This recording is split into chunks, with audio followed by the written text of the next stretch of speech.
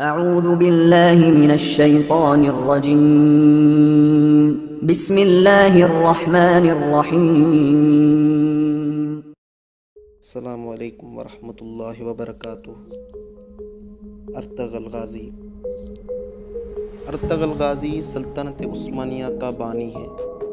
آپ کی پیدائش 1191 عیسوی میں ہوئی اور وفات 1280 عیسوی میں۔ کچھ کتابیں 1281 بتاتی ہیں۔ آپ ہی کے 3 بیٹے تھے، گندوز، ساوچی اور عثمان، اور آپ کے تیسرے بیٹے عثمان نے 1291 یعنی اپنے والد ارطغرل کی وفات کے 10 سال بعد خلافت بنائی، اور ارطغرل کے اسی بیٹے عثمان کے نام سے ہی خلافت کا نام خلافت عثمانیہ رکھا گیا، لیکن سلطنت کی بنیاد ارطغرل غازی رکھ کر گئے تھے۔ اس کے بعد اسی سلطنت نے 1291 عیسوی سے لے کے 1924 تک 600 سال تک ان ترکوں کی تلواروں نے امت مسلمہ کا دفاع کیا۔ اس کے ساتھ مسجد نبوی، گنبد خضرا اور مسجد حرام کی جدید تعمیر کی۔ ارطغرل غازی کا خاندان وسط ایشیا سے یہاں آیا تھا، اور ان کے جد امجد اوغوز خان کے 12 بیٹے تھے، جن سے یہ 12 قبیلے بنے، جن میں سے ایک یہ کائی قبیلہ تھا جس سے ارطغرل غازی تعلق رکھتا تھا۔ آپ کے والد کا نام سلیمان شاہ تھا۔ ارطغرل غازی کے 3 اور بھائی تھے، صارم، گلدار اور زلجان۔ آپ کی والدہ کا نام ہائمہ تھا۔ آپ کا قبیلہ سب سے پہلے وسط ایشیا سے ایران، پھر ایران سے اناطولیہ آئے تھے، منگولوں کی یلغار سے نمٹنے کے لیے، جہاں سلطان علاء الدین جو سلجوق سلطنت کے سلطان تھے، اور یہ سلجوق ترک سلطنت سلطان الپ ارسلان نے قائم کی تھی۔ 1071 عیسوی میں بازنطین کو بیٹل آف مانزیکرٹ میں عبرتناک شکست دے کے، اور سلطان الپ ارسلان تاریخ کی بہت بڑی شخصیت تھی، اور اسی سلطنت کا آگے جا کے سلطان علاء الدین بنے تھے۔ اسی سلطان علاء الدین کے سائے تلے یہ 12 قبیلے اوغوز خان رہتے تھے، اور اس کائی قبیلے کے چیف ارطغرل بنے۔ اپنے والد سلیمان شاہ کی وفات کے بعد سب سے پہلے اہلت آئے تھے، پھر اہلت سے حلب گئے تھے 1232 عیسوی، جہاں سلطان صلاح الدین ایوبی کے پوتے العزیز کی حکومت تھی۔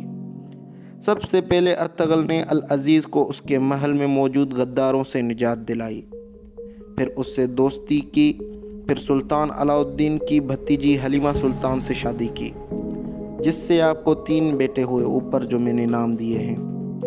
ایوبیوں اور سلجوکیوں کی دوستی کروائی، سلیبیوں کے ایک مضبوط قلعے کو فتح کیا جو حلب کے قریب تھا۔ اس کے بعد ارطغرل سلطان علاء الدین کے بہت قریب ہو گیا۔ اس کے بعد منگولوں کی یلغار قریب ہو گئی تو ارطغرل غازی نے منگول کے ایک اہم لیڈر نویان کو شکست دی۔ نویان منگول بادشاہ اوکتائی خان کا رائٹ ہینڈ تھا، یعنی دایاں بازو۔ اوکتائی خان چنگیز خان کا بیٹا تھا، اور اس اوکتائی کا بیٹا ہلاکو خان تھا، جس نے بغداد کو اس قدر روندا تھا کہ بغداد کی گلیاں خون سے بھر گئی تھیں، دریائے فرات سرخ ہو گیا تھا۔ اسی نویان کو شکست ارطغرل نے دی تھی۔ اور پھر ارطغرل غازی اپنے قبیلے کو لے کے سوگت آئے، بالکل قسطنطنیہ کے قریب، اور پہلے وہاں بازنطین کے ایک اہم قلعے کو فتح کیا، اور یہیں تمام ترک قبیلوں کو اکٹھا کیا۔ اور سلطان علاء الدین کے بعد آپ کے بیٹے غیاث الدین سلطان بن گئے۔ ان کی بیٹی کے ساتھ ہی عثمان کی شادی ہوئی۔ ایک جنگ میں سلطان غیاث الدین شہید ہو گئے تو عثمان غازی سلطان بن گئے، اور ان کی نسل سے جا کے سلطان محمد فاتح تھے، جس نے 1453 میں جا کے قسطنطنیہ فتح کیا تھا، اور اسی پہ حضور اکرم صلی اللہ علیہ وسلم کے غیبی خبر پوری ہوئی۔ تاریخ میں ارطغرل غازی جیسے جنگجو بہت کم ملتے ہیں، لیکن ہماری نسل ان کو جانتی نہیں۔